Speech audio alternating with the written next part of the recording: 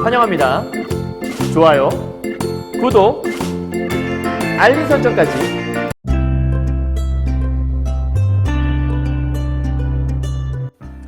안녕하세요. 경화여고 3학년 학생 여러분, 그리고 전국에서 EBS 2024 수능 완성으로 문학을 공부하시는 학생 여러분 만나서 반갑습니다. 선생님은 세계 최강 국어쌤 조인수 선생님입니다.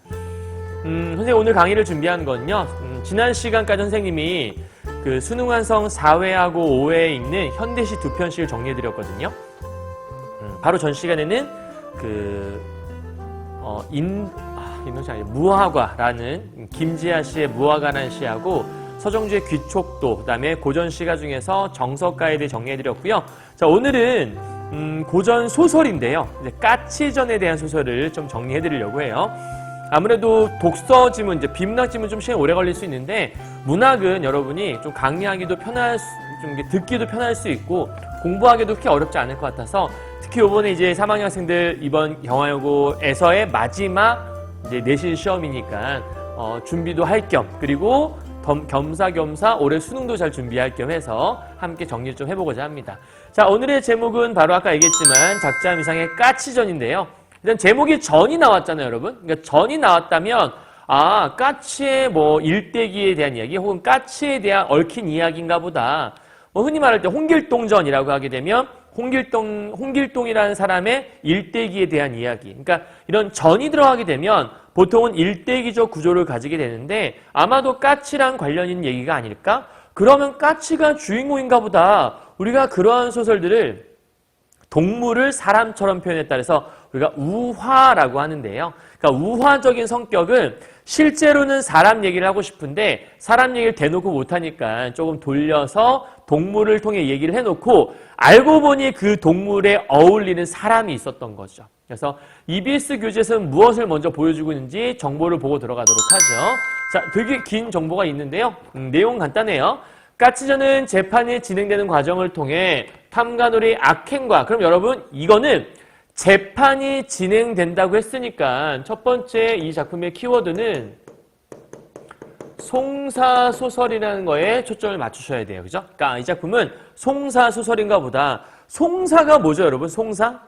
송사가 혹시 뭔지 알아요? 송사는 재판을 통해서 이야기가 진행되는 것들. 그러니까 보통 이렇게 재판을 통해 이어지게 되면 누군가 억울한 사람이 있고 그 억울한 사람이 이 한을 풀어주세요라고 해서 재판을 통해서 풀어나간 이야기. 그런데 대개 이러한 우화형 송사소설 같은 경우에는 처음에 재판을 받을 때 그 관리가 되게 올바른 사람이 아닌 경우가 많아요. 그래서 억울하게 죽임을 당한 이 착한 사람이 나중에 올바른 관리가 와서 도움을 받는 경우가 많거든요. 자, 어쨌든 돌아와서 탐관오리의 악행과 부패한 사회상을 풍자한 거다. 그러니까 이 작품의 특징은 뭐냐면 탐관오리의 악행이 나온다라는 거잖아요. 그러면 이 작품 안에 어디에선가 나쁜 놈이 있다는 얘기겠네요. 그죠? 그리고 그 나쁜 사람이 악행을 저질렀기 때문에 또 하나 플러스 부패한 사회상이라고 했으니까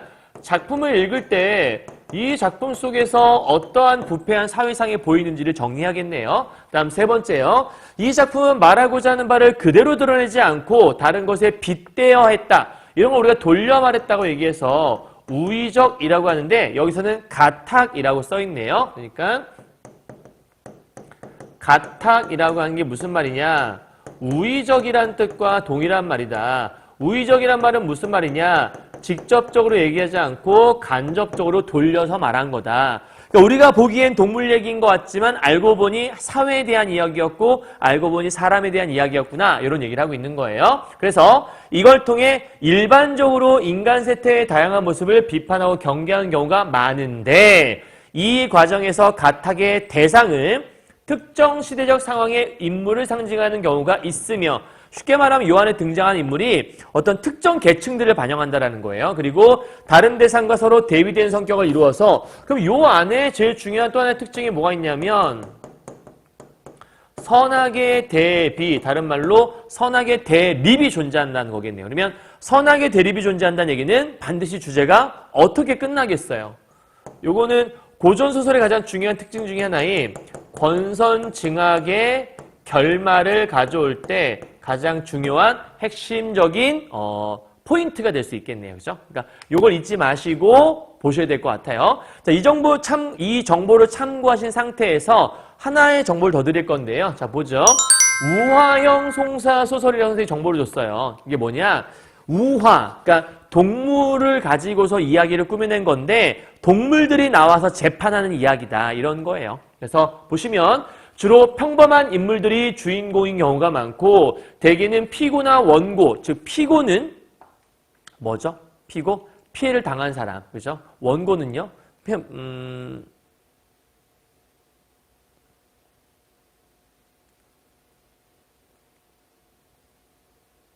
자, 대개 피고와 원고 외라고 했으니까 자, 피고와 원고는 뭐 피해자와 가해자 정도 될 수 있겠네요. 그죠?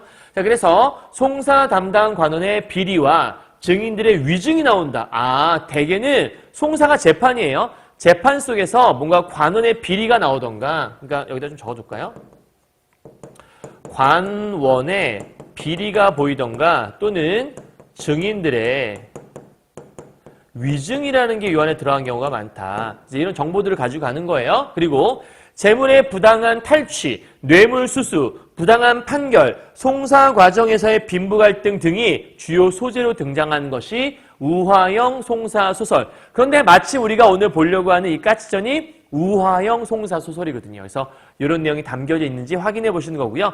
소설이 제일 중요한 건 여러분 누가 뭐래도 인물이잖아요. 그래서 인물 중심으로 정리를 좀 해드릴게요.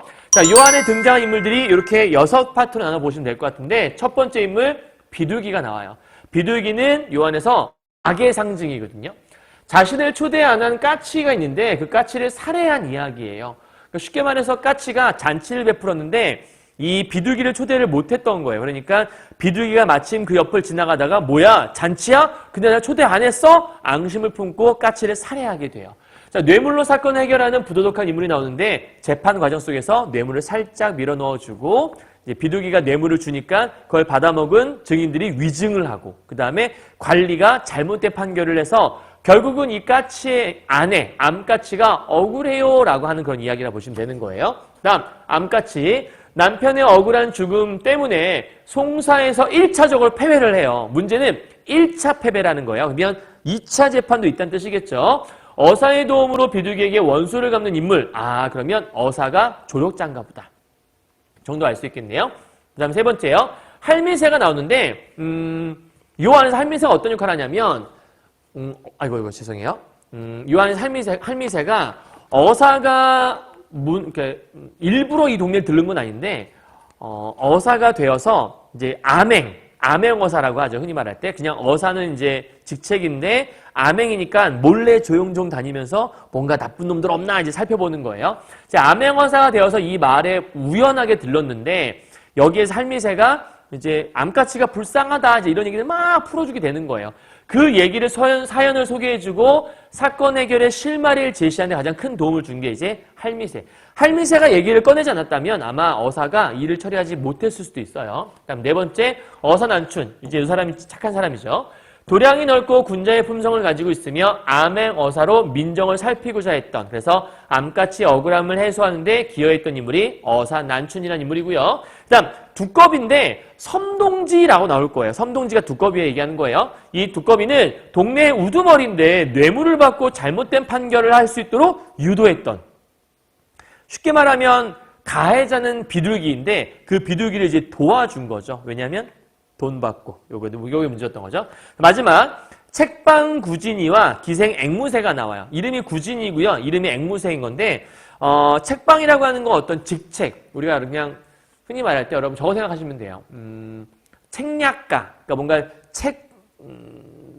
이렇게 뭐 계책을 세우는 사람 이런 책략가 같은 경우도 우리가 책자를 쓰게 되는데 여기서 책방이 정확하게 어떤 뜻인지는 알 수 없지만 어떤 직책을 가지고 있는 사람 그러니까 관리에 소속된 사람 쉽게 말하면 공무원 정도 생각하시면 될 것 같아요.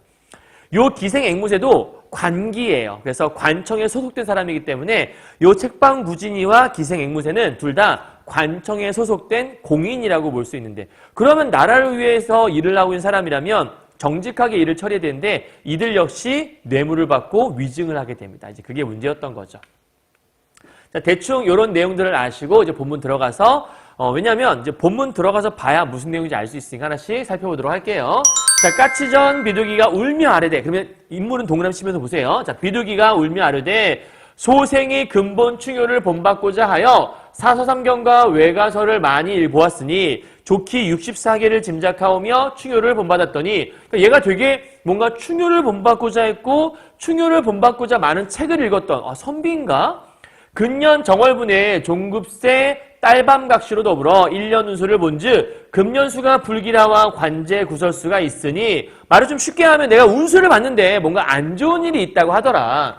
잔치를 벌여 즐기는 곳에는 가지 말라 하는 것을 정령이 알지 못하옵기로 무심히 알아쌌더니, 무슨 얘기냐면 잔치 있는 곳에는 절대 가지마! 라고 운수가 나왔다는 거예요. 그런데 그걸 내가 일부러 간 건 아닌데 어쩌다 보니까 잔치 쪽에 갔다, 이런 얘기예요. 우연히 들렀다는 얘기겠죠. 근데 까치가 낙성현에 우연히 지나옵다가 이 지경을 당하오니, 그러니까 까치란 놈이 이 낙성현의 잔치인데요. 요게 이제 비둘기가 초대받지 못했던 그 잔치를 얘기하는 거예요. 여기에 까치가 우연히 지나옵다가 오는 수는 면하기 어렵단 말이 옳아서, 그러니까 이 지경이라는 게 지금 비둘기가 현재 어떤 상황이냐면 뭔가 나쁜 일을 당했나 봐요. 그러니까 여러분, 우리가 줄거리를 모르는 상태에서 보시면 현재 비둘기가 울며 얘기하는 거 보니까 얘가 뭔가 억울한 사연이 있나 보다. 그래서 억울함을 막 풀어내는 건가 보다라고 일단 이해는 하셔야 돼요. 그래서 이 지경, 내가 이 억울한 지경이 됐는데 오는 수는 면하기 어렵다. 뭐 오는 수는 어렵게 어려운 이게 뭐냐면 한마디로 운명이잖아요. 그러니까 운명은 피할 수 없다는 얘기를 하는 거니까. 그래서 운명론적 가치관을 보여주는 말이라고 볼 수 있는데, 쉽게 말하면 이런 거죠. 요 낙성현이 까치가 집을 완성한 다음에 그 집 완성이 기뻐서 이제 새들을 막 초대했던 건데, 이제 비둘기 초대를 못했던, 이제 안 했는지 못했는지 정확히 알 수 없지만 이제 안 했던 거예요. 그래서 이 까치가 얘를 죽이게 까치가 아니죠. 비둘기가 까치를 죽이게 되었는데, 오는 수는 면하기 어렵단 말이 올싸우며, 그러니까 내가 일부러 그런 게 아니라 운명이었다.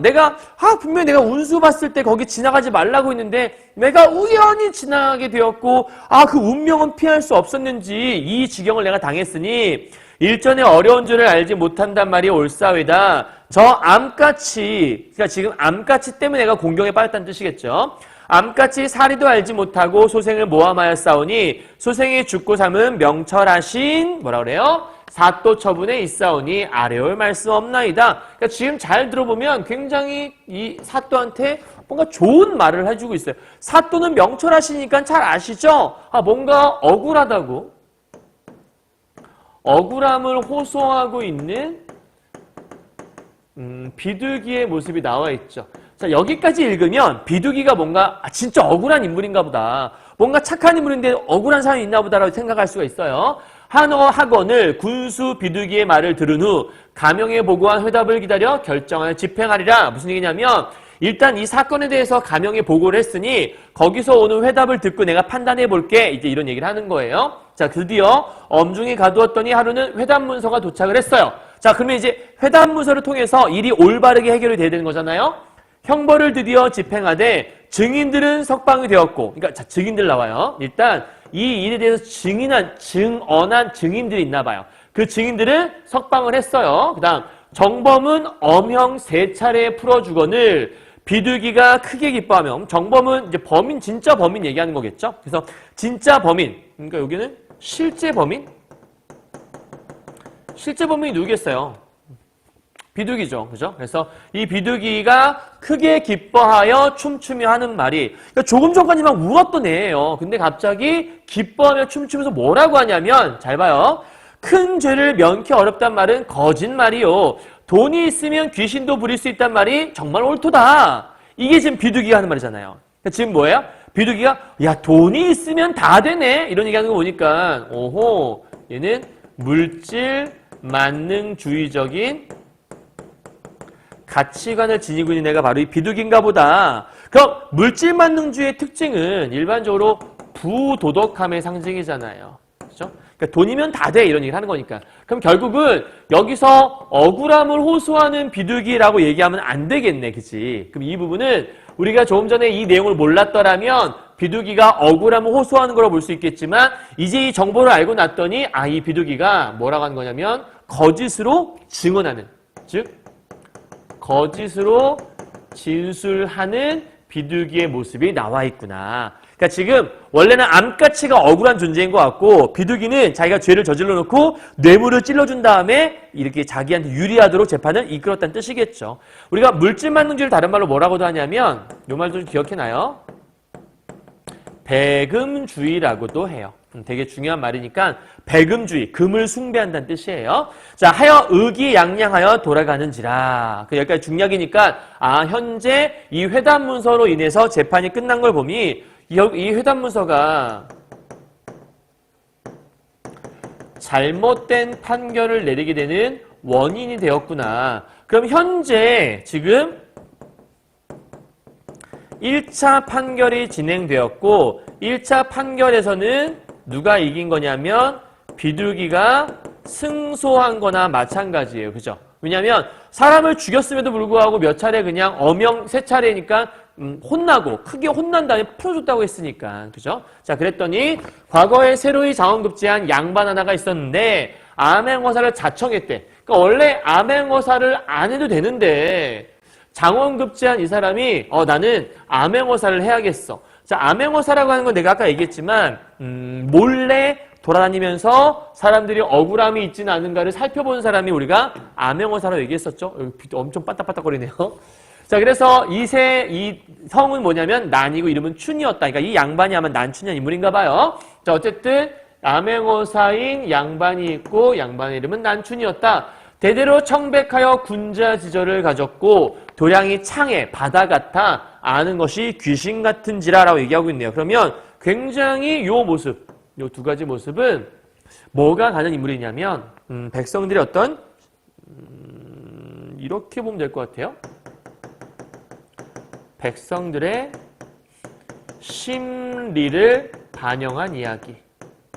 선생님, 이게 무슨 백성들의 심리를 반영했다는 거죠? 이게 무슨 얘기냐면 청백하고 군자지절을 가져서 뭔가 아는 것이 귀신 같아서 우리들의 억울함을 다 풀어줬으면 좋겠다라고 하는 민중의 소망이 반영된, 그러니까 이 안에서는 탐관오리를 벌여달라는 얘기죠. 쉽게 말하면 부정부패한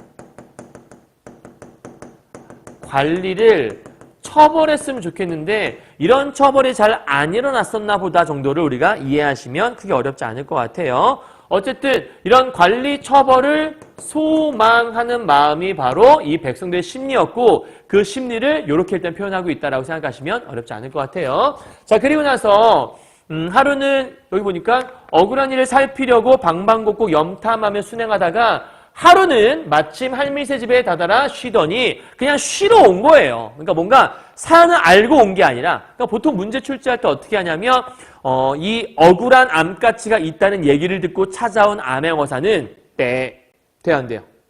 안 되는 거죠. 왜냐하면 억울함을 알고 찾아온 게 아니거든. 그냥 우연히 지나가다가 쉬고 있는데 마침 할미새가 물레질하다 말고 물러 앉으면서 턱 받치면서 묻지 않는 말, 안 물어봤어. 근데 막 열놈이 성기는다면서 나불나불 대고 있는 거죠. 뭐라고 하는 거냐면 세상에 원통하고 모질고 기막힌 일이 있습니다. 이건 아마도 그 암까치의 사연을 얘기하는 거라 볼 수 있겠죠. 이제 그 얘기를 할 거니까. 까치집을 새로 짓고 낙성현 잔치를 벌였다가 비둘기에게 여차여차 맞아 죽었으되 이러이러하여 대살치 못하였나이다 라고 얘기하네요. 그러니까 지금 여기서 제일 중요한 말이 이런 말이에요. 이러이러하여 여차여차. 이러이러가 뭐고 여차여차가 뭐야? 모르지. 그러니까 아주 오랜 사정이 있는데 그 사정을 그냥 이러이러했다. 여차였다. 쏙닥쏙닥 그랬다. 이렇게 얘기하고 있는 거야. 그러니까 이거는 살짝 요 두 줄에서 그동안에 있던 이야기들 그냥 간단하게 요약해서 제시한 요약적 제시에 해당하는 파트, 다른 말로 우리가 압축적으로 제시했다라고도 얘기하는 부분이에요. 알겠죠? 그러니까 두 줄밖에 안 써 있지만 어쨌든 까치가 굉장히 억울하게 당했다. 암까치가 속상해한다. 이런 얘기를 쭉 풀어내고 있는 거죠. 자, 하는 말을 낱낱이 설화 말하거늘 어사난춘이 듣기를 다하고 분함을 참지 못했대. 왜 분함을 참지 못했을까? 누가 들어도 억울한 상황이라는 생각이 들었나 보지. 그러니까 분함을 참지 못해서, 즉 화가 나서 비장세매로 더불어, 비장은 이제 흔히 말하는 사또 밑에서 일을 하는 밑에 부하 관리를 생각하시면 돼요. 비장 세매로 더불어 약속을 정하고 이튿날 고래 들어가, 고을은 고을이에요. 출도, 명어사 출도요 하고 이제 가는 거겠죠. 좌정 후에 시척 암까치와 증언했던 섬동지, 얘가 아까 말했던 그 두꺼비 얘기하는 거예요. 증언했던 섬동지 등을 날랜 나조를 놓아 성화같이 잡아들이고, 자, 먼저 누구를 먼저 지금 신문을 하냐면 섬동지를 먼저 신문을 하고 있네요. 섬동지는 누구예요? 증인이었어요. 자, 네 서방이 남의 손에 맞아 죽으시 분명하다 하거늘 어찌하여 대살치 못하였는다 라고 되어 있어요. 여러분, 대살이라고 하는 게 무슨 얘기냐면 큰 벌을 내린다는 뜻이거든요. 그러니까 쉽게 말하면 여기서 왜 네 서방이 억울하게 죽었는데 왜 그것들을 고발하지 않았니? 이런 뜻이라고 보시면 될 것 같아요. 이때 대살이라고 하는 것들은 흔히 말할 때 사형을 생각하시면 돼요. 어찌 사형을 내리지 못했니 쟤한테. 요 는다란 말 있죠? 여러분 2인칭 주어 이거 알아야 돼요. 2인칭 주어 플러스 는다가 나오게 되면 뭐뭐하 는가라고 물어보는 의문형 어미다. 그래서 는다가 나 못하였는다, 나 못했다 이게 아니라 왜 못했니? 라고 물어보는, 요번에 3학년 중세국어 파트 나오니까 거기에서도 여러분 많이 있죠. 자, 암까치가 통곡하여 여쭈오되 비둘기 연석에 참여해서 고기와 술을 많이 먹고 술에 되취, 많이 취해서 온갖 방법으로 능욕하고 여차여차해서 소녀의 서방을 죽였사오니 두민 섬동지, 아까 얘기했던 이 두꺼비 놈이 비둘기에게 뇌물을 많이 받아먹고 본관사뚝에 거짓 고소했다. 이 섬동지가 바로 위증자라는 얘기를 하는 거죠. 자, 아랫말이며 책방 아까 구진이 나왔죠? 수천기생이 뇌물을 받아먹고 본관에게 사실을 날조했다. 그럼 요 책방 구진이하고 여기 있는 수천기생 얘도 우리가 아까 미리 보긴 했죠. 얘는 앵무새였고 얘는 구진이었어요. 얘네들도 뭐였냐면 위증자들이었잖아. 뇌물을 받고 위증한 녀석들. 그러니까 지금 증인이 섬동지와 책방과 그 다음에 수천기생까지 3명이 있는 건데 현재는 섬동지가 먼저 지금 잡혀온 상태라고 볼 수 있는 거죠. 넘어가요. 고해 바쳐 나날이 희살되게 한 사연을 낱낱이 아뢰는데 어사듣기를 다하고 크게 노하여 한편 비둘기를 결박하여 잡아들여라. 이제 드디어 범인을 잡아오라고 시키네요. 하고 나졸 보내어 까치 무덤을 파헤쳐 검시할세. 이제 까치가 어떻게 죽었는지 궁금하니까 뭔가 좀 해부해보고 싶었나 봐요. 그래서 시신이 조금도 상치 이게 말이 되나? 그러니까 지금 까치가 묻혀있다가 파냈는데 전혀 상한 게 없었대. 이건 말도 안 되는 일종의 전기적인 일이죠. 전기성. 쉽게 말하면 사실 요 시점이 전체 이야기 속에서 보게 되면 까치가 죽은 지 되게 오랜 시간이 흐른 뒤에요. 근데 오랜 시간이 흘렀는데 그 까치 무덤을 팠더니 이 까치가 전혀 상하지 않은 채 나왔다는 얘기야. 그러니까 어떻게 죽었는지를 알 수 있을 만큼 아주 상태가 온전했다.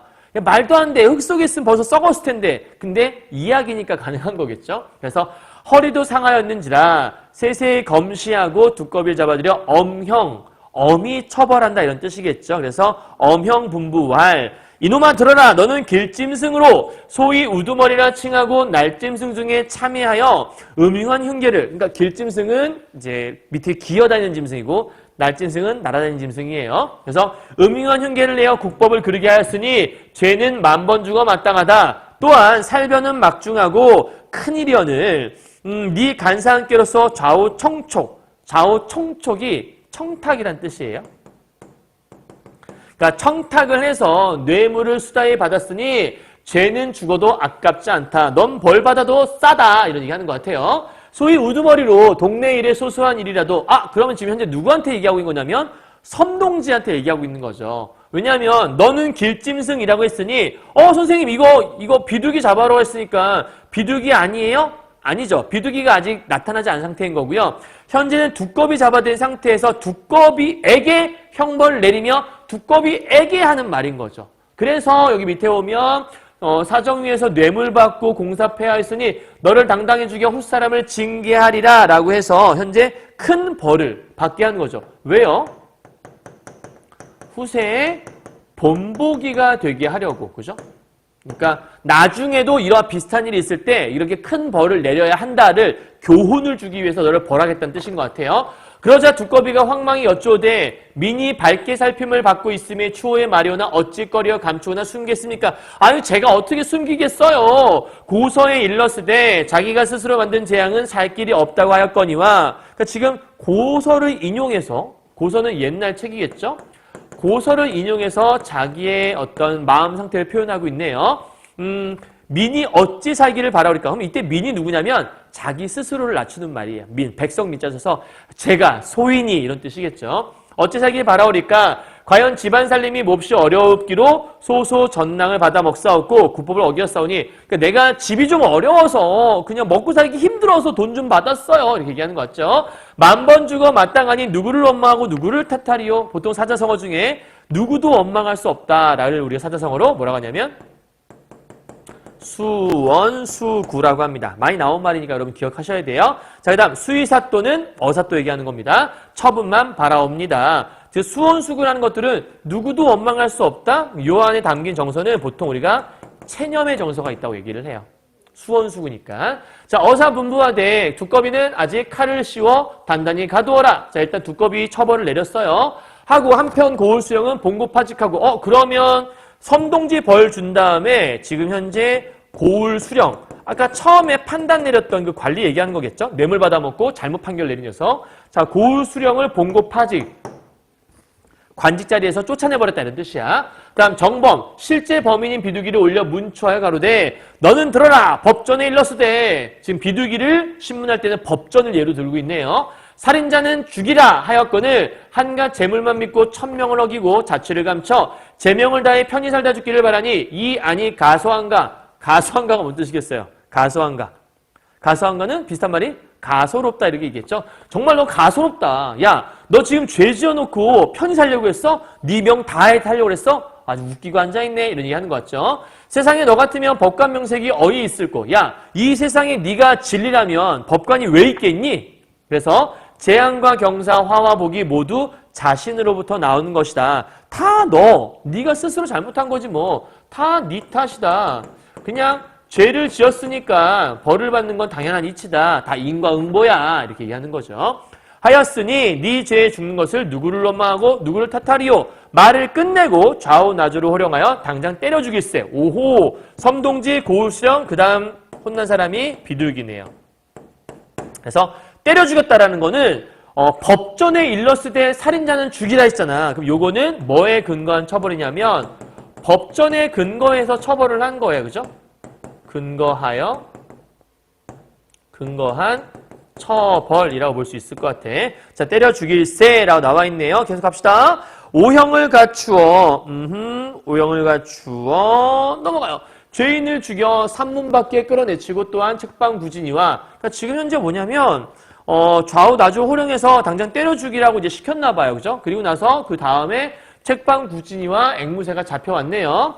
너희는 관과 봉공지도에 힘을 다하여 위로 국정을 그럼 얘들아 아까 내가 얘기했지만 여기 나오는 이 책방구진이와 수천기생 이 앵무새라고 한 존재들은 누구라고 얘기했었냐면 선생님이 아까 분명히 관청에 소속된 사람이라고 얘기했잖아요. 그러니까 이 봉공지도라고 하는 게 뭐냐면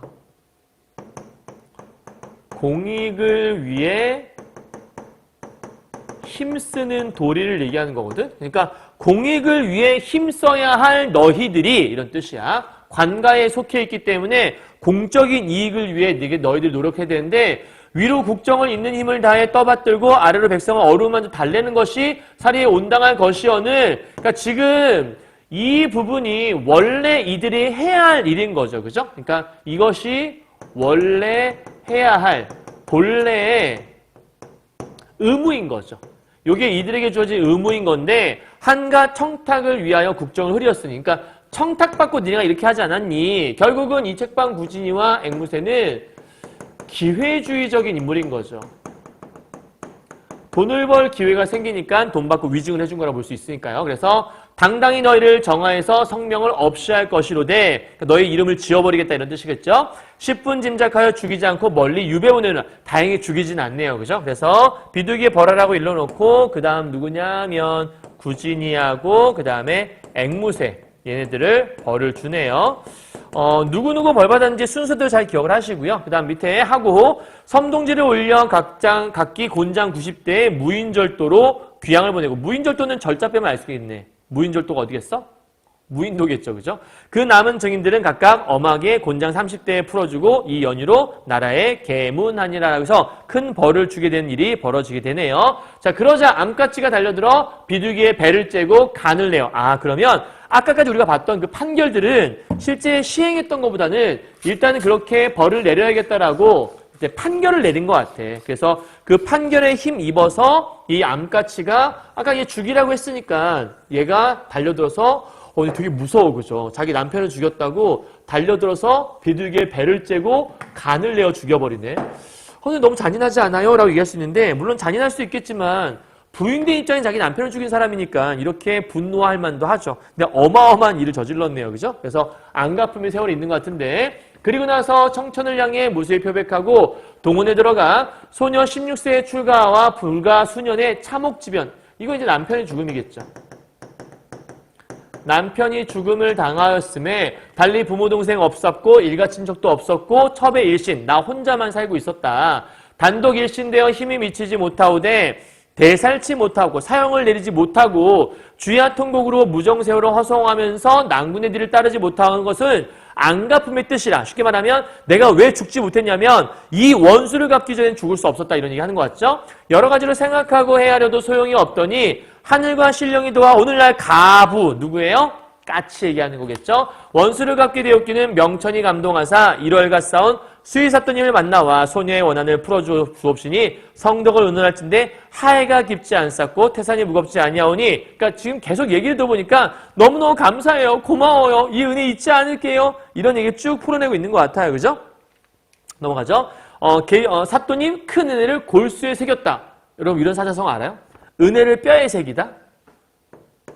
우리가 각골난망이라고 하죠.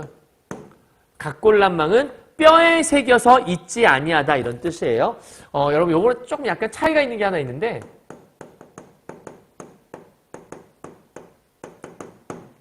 각골통환이란 말이 있어요. 그러니까 각골난망은 뼈에 새겨서 은혜를 잊지 않는다는 뜻이고 각골통환은 뼈에 새겨서 그 한 원한을 잊지 않는다는 뜻이거든. 요건 약간 좀 부정적인 원수를 갚는 이야기고 여기는 은혜를 갚는 이야기예요. 어쨌든 그래서 잠을 자며 꿈을 꾸는 동안 만문질이나 값사오리까 엎드려 원하옵는데 사또님 큰 복 받으세요. 정말 복 받으실 거예요. 얘기하네요. 자, 비둘기 간을 가지고 지압이 산소에 이르러서 간을 묘 앞에 버려놓고 제문지어서 제사를 지냈더니 그 제문에 하였으되 유세차 경진 12월 갑자 초나흘 경음가처 감소고우. 감소고우란 말이 무슨 말이냐면 좀 되게 말이 어렵게 돼 있는데 감이 밝혀 아래다 이런 뜻이에요. 감이 밝혀 아래되 이런 뜻. 그러니까 지금 제문이 뭐냐면 제사 드릴 때 읽는 글을 얘기하는 건데 현재 지금 자기 남편 무덤 앞에 와서 암까치가 까치를 위해 제사 드리면서 글을 읽고 있나 봐요. 내 남편 그동안 수고 많았고 뭐지 이런 거 얘기하고 싶었던 거겠죠. 밑에 보자. 가군 웅작북은 전생에 어찌 죄가 있어. 너 전생에 무슨 죄가 있어갖고 세상에 나와 10세 전에 부모를 여의고 10분 애통하다가 그러니까 지금 무슨 얘기냐면 우리한테 뭔가 좀 전생에 뭔가 내가 죄가 많았나? 이런 얘기하는 것 같아요. 결국 전생 얘기라는 걸 보면 이 암까치는 운명론적 세계관을 지니고 있다는 걸 알 수 있어요. 모든 것은 다 운명에 달린 거다라는 얘기를 하고 싶었던 것 같다는 생각이 좀 드네요. 어쨌든요. 10세 전에 부모 여의고 나와서 새집 짓고 100년해로 하지 하였는데 70 살다가 처자 동생 모여 앉고 제명에 살고 편안히 자리에 누워 죽을지라도 설탔거든. 남의 손에 죽단 말인가? 쉽게 말하면 오래오래 살다가 처자와 동생 모여 앉아서 제명 살고 편안히 자리에 누워서 죽어도 서러운데 그러니까 명 다 살고 편안히 살다 죽어도 서러울 판에 어떡하다 그때 살해를 당해갖고 그렇게 일찍 죽어버렸니? 이런 얘기를 지금 하고 있는 것 같아. 그러니까 전반적으로 지금 무슨 얘기하고 싶은 거냐면 세상에 나와 여기서부터 시작을 해갖고 죽단 말이가 여기까지는 남편의 억울한 사정들을 쭉 늘어놓는 것이 아니라 짧게 요약적으로 간추려서 제시를 했다라고 볼 수 있겠네요.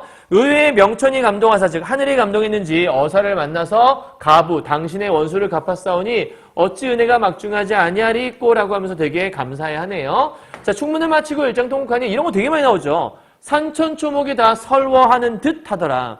이건 비둘기가 얘기한 건 아닐 까치가 얘기한 건 아닐 거예요. 그죠? 그러니까 암까치가 여보 이제는 정말 힘내요. 내가 원수를 대신 갚았어요. 이렇게 한 다음에 갑자기 산천초목이 다 서러워한 듯하구나 라고 얘기할 리가 없잖아요. 그죠? 그러니까 요거는 편집자적 논평에 해당하는 즉 서술자가 개입한 부분에 해당하는 걸 볼 수 있겠네요. 그럼 잘 안 보이죠? 밑으로 좀 뺄까요? 편집자적 논평에 해당하는 파트.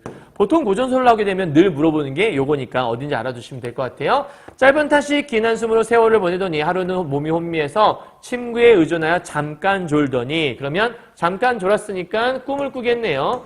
보통 이렇게 꿈을 꾸는 것 같은 경우에는 그 꿈을 통해서 자신의 소망을 성취한 일이 벌어지죠. 현실과는 좀 다른 이야기가. 자, 까치 들어와 앉으며 꿈이니까 까치가 들어올 수 있겠네요. 그동안 고생이 어떠하더뇨? 나는 누구예요? 당연히 까치죠. 그러니까 지금 현재 암까치 부인의 꿈에 남편, 죽은 남편인 까치가 나타난 거예요. 황천에 돌아가 부모를 모시고 잘 있으니 뒷날에 만나자 하고 잠깐 배합. 배합은 잠자리를 가졌다 이런 뜻이에요. 자, 과연 잉태하여 알을 까니 일남일녀라. 대박. 꿈속에서 잠자리를 가졌는데 아이가 생겼어. 말이 되니? 말이 안 되잖아. 이건 우리가 전기성이라고 하는 거겠죠?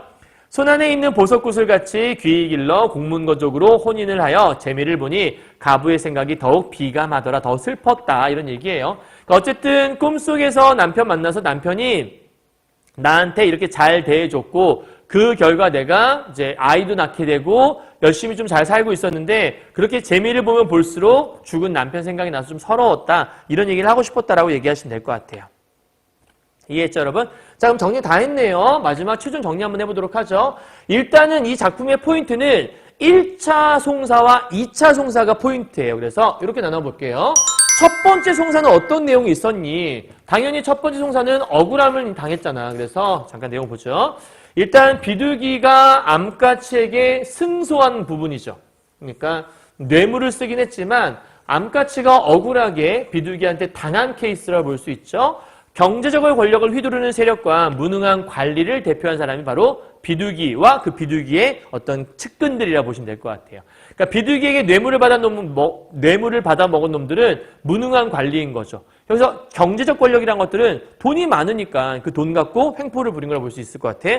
자, 백성들의 고통을 보여주는 파트가 송사 1이었다면, 자, 두 번째 송사는요, 그러니까 암까치가 비둘기에게 이기게 되죠. 어떻게? 정의로운 인물이 부정부패 세력을 몰아내길 바라는 백성들의 열망이 반영된 부분. 아, 그러면 1차 부분을 쓴 이유가 뭐야? 그만큼 백성들이 너무 살기 힘들었다. 이게 현실이야. 우리들의 현실이라고. 근데 이런 일이 있으면 좋겠어. 라고 소망을 드러내고 있는 거구나. 근데 이걸 하려면 혼자는 못하잖아. 누가 도와줘야 돼?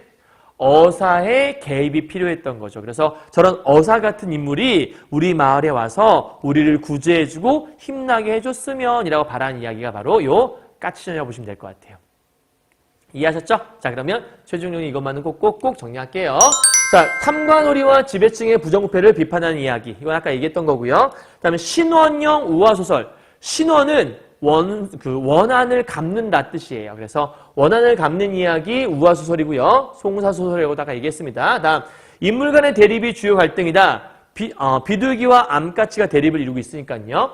향촌 사회의 계층 간의 갈등을 다루고 있다. 그러니까 가진 자와 못 가진 자의 어떤 갈등 관계를 이렇게 동물을 통해 보여주고 있다는 뜻이고요. 편집자적 논평은 아까 얘기했었고 요약적 지시도 아까 얘기했었네요. 그 다음에 동물을 통해 말하긴 했지만 실제로는 사람 얘기한 거니까 우화적이다. 의인화된 대상이 존재하는데 여기 나오는 비둘기나 까치나 진짜 동물일 수도 있지만 동물들이 말을 할 리가 없기 때문에 사람처럼 표현했다. 아, 그 당시에 그렇게 간악한 인물들이 있었구나. 부정부패한 관리들이 있었구나. 억울하게 당한 이 암까치와 같은 백성들이 있었구나 정도를 이해할 수 있겠구나라고 생각하시면 어렵지 않은 작품이네요. 이해했죠? 여기까지? 자, 여기까지 정리 끝. 다 했습니다. 지금 오른쪽에 있는 이 내용 가지고서 이걸 바탕으로 해서 지금 다 봤어요. 그죠? 그래서 이 까치전의 내용은 억울해. 그 억울함을 이제 풀고 싶어. 그런 백성들의 마음이 담겨 있는 거고 실제 그걸 이제 어사가 와서 풀어줌으로써 통쾌함을 느끼는 그런 이야기라 볼 수 있을 것 같아요. 그래서 실질적으로 조선 후기 사회 속에서 이렇게 억울한 백성들이 많았었나 보다 정도만 이해하시면 그게 어렵지 않겠네요. 그래서 까치. 이거는 썸네일 어떻게 따야 될까? 까치? 까치. 이렇게 할까요? 까치. 그래서 비둘기와 어떤 그 암까치의 이야기였던 날짐승에 대한 이야기였던 것들 잘 기억하시면 좋을 것 같고, 다음 시간 선생님이 이제 약간 좀 의인한 건 비슷한데요. 이번엔 바느질 도구를 가지고 하는 이야기 규중치루 쟁론기를 강의해 드리려고 해요. 자, 오늘 수업은 여기서 마치겠습니다. 여러분 다음 시간에 뵙겠습니다. 안녕.